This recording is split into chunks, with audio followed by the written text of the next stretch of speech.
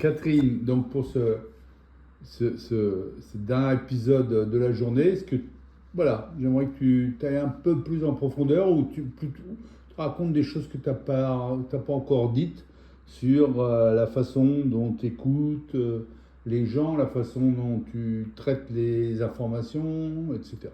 Alors, en fait, je vais transmettre des, des outils de formation, outils psychologiques et techniques d'écoute des salariés en difficulté ou des personnes en difficulté ou de soi-même en difficulté, comme une formation que je fais pour l'administration via Comundi, pourquoi pas. Mais en fait, donc, la personne apprend des points de repère, carrés, classiques, pourquoi pas la communication non violente, l'analyse transactionnelle, le triangle de Karpman, de la systémique bien sûr, espace-temps, voilà. Les imbrications, intrications, des générations, du transculturel, de l'environnement, du travail personnel, relationnel, etc. Mais ma force, en fait, ma valeur ajoutée plus exactement, c'est que j'aide les gens à comprendre comment leurs différentes parties sont imbriquées, intriquées en eux. Donc, par exemple, le mental va vouloir une chose, le corps autre chose, la conscience autre chose, l'inconscient autre chose. Et donc l'idée, c'est de faire que toutes ces dimensions internes s'harmonisent, voilà, fonctionnent en commun. Et si ça ne fonctionne pas en commun, qu'est-ce qui se passe? Alors quand ça ne fonctionne pas ensemble, eh bien souvent on va retrouver des identifications inconscientes, des fois sur 3, 4, 5 générations, on ne sait même pas de quoi il s'agit nous-mêmes. Des maladresses, des actes manqués, des oui, déprimes. et puis voilà, on le sait parce qu'on a des fois des réactions démesurées sur un événement de la vie quotidienne. On se dit tiens, comment ça se fait là tout à coup j'ai très peur, j'ai anormalement peur par rapport à ce qui se passe. Bon bah là on sait que ça fait miroir à quelque chose qui s'est passé, en général un drame transgénérationnel dont on est porteur. En tout cas c'est une hypothèse qui s'avère vraie dans beaucoup plus que la moitié des cas, donc ça vaut le coup de tester, et surtout ça s'annule. Enfin, les faits, on peut enrayer les faits pour que ça n'agisse plus à notre niveau. Mais ça, c'est ça qui est très important que les gens entendent, c'est que l'intérêt de ces approches, c'est vraiment d'arriver à pacifier le rapport avec le passé, cicatriser les blessures, et rebondir dans des terrains et dans des aventures plus agréables. Je donne un exemple. Par exemple, tu as quelqu'un qui serait né d'une famille allemande, je sais pas, la mère est allemande par exemple et le père est français. Forcément, de par l'inconscient collectif, les Allemands, alors c'est pas une généralité, hein, il se trouve que ce sont des règles d'inconscient collectif qui se répètent. Donc c'est à explorer, c'est pas toujours le cas, mais ça peut en faire partie. Donc peut-être que la personne allemande est dans la culpabilité parce que les Allemands ont nourri la Shoah côté bourreau. Les Français, on ne sait pas si le descendant français est plutôt côté collabo ou côté victime, côté résistant. Mais en fonction, imagine quelqu'un qui a un père résistant et une mère qui est assimilée, dont la famille est assimilée au bourreau. À l'intérieur de lui, il va y avoir des cellules qui se battent en duel entre les bourreaux et les victimes. Et tant qu'il n'apaise pas ça, il va avoir une espèce de guerre intérieure qui va rebondir sous forme de colère pour un oui, pour un non, alors que ça s'harmonise très bien en un ou deux rendez-vous, par exemple. Ça, c'est une bonne nouvelle, voilà. Comme on dit. J'ai découvert il n'y a pas longtemps l'impact de l'Alsace, par exemple, dans le transgénérationnel. Je n'avais jamais eu le cas. Comme les Alsaciens étaient une fois français, une fois allemands, une fois français, que pendant la Deuxième Guerre mondiale, ils ont combattu du côté des Allemands, donc contre les Français. Au niveau du transgénérationnel, ça fait un bazar, mais ça s'harmonise. Et c'est ça, il faut savoir que ça existe, parce que des fois, il y a des conflits avec des personnes. Par exemple, une fois, j'avais une collègue, une cliente, qui était dans un ministère espagnol. Tout à coup, elle avait un conflit avec sa chef, alors qu'il n'y avait pas eu de conflit jusque-là. Et en fait, on s'est rendu compte que son grand-père, à elle, combattait dans un camp du côté de Franco, et sa chef, le grand-père de la chef, dans un autre camp ennemi. Donc on ne sait pas pourquoi, c'est à ce moment-là que ça se passe, mais tout à coup, les deux camps ennemis au niveau de la guerre franquiste d'il y a une ou deux générations dessus se manifestent. On résout ça dans l'invisible, et hop, plus de conflit entre les deux personnes.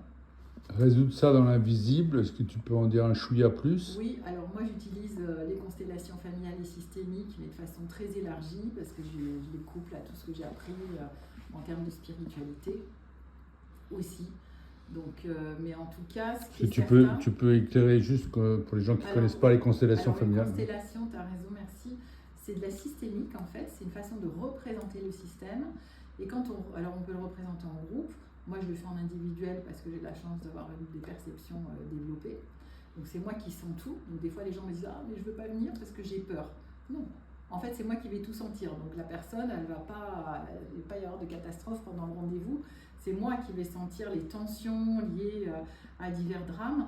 Et une émotion, quand elle est sortie à fond, ça dure 3 minutes 52 maximum et tu cliniques à l'appui. Donc voilà, ça ne dure jamais tout ce temps-là dans un rendez-vous. Et en plus, si ça passe par moi, ben, la personne, elle ne va pas être si affectée que ça. Et il faut savoir aussi pareil, il y a des études cliniques qui ont montré que par exemple si tu as un grand-père qui a fait une guerre, qui est hyper stressé, voilà, les guerres ça stresse forcément, les enfants, même si lui ne dit rien à son retour, les enfants sont encore plus stressés que lui, alors qu'ils ne savent rien, et les petits-enfants encore plus stressés.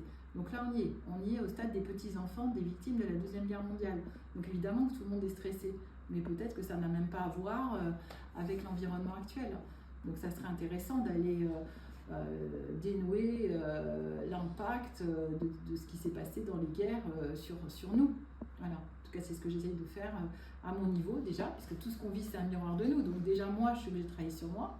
Sinon, je ne vois pas comment je pourrais aider ceux que j'accompagne. Et eux-mêmes, à leur tour, quand ils se réalignent dans toutes leurs dimensions, ben, à leur tour, peuvent faire du bien aux autres. Et en fait, c'est une spirale d'entraînement vertueuse. Donc c'est pour ça que j'ai de plus en plus de professionnels même de santé, d'accompagnement certes, mais de santé, parce qu'ils comprennent qu'en fait, s'ils se changent en eux, s'ils rajoutent en eux cette perception et qu'ils changent... Leur écoute du malade ou du patient va être meilleure et leur capacité... Par rayonnement, par effet miroir, grâce à nos neurones miroirs en fait, mais si je disais je fais une formation sur les neurones miroirs, personne ne viendrait. Mais quand on comprend comment on peut se mettre dans le positif et que la vie devient positive, en faisant rien. Est-ce que c'est pas une des facettes de ce qu'on appelle l'effet placebo? Probablement, ouais. C'est probablement bien. Ouais. C'est-à-dire l'influence, le pouvoir de la personne dans la capacité de régulation, négative ou positive, nocebo ou placebo. Mais d'ailleurs, c'est juste, c'est ce que disent les Indiens en Ayurveda, ils disent que la matière résulte de l'effet de l'attention, là où on porte notre conscience, plus l'intention.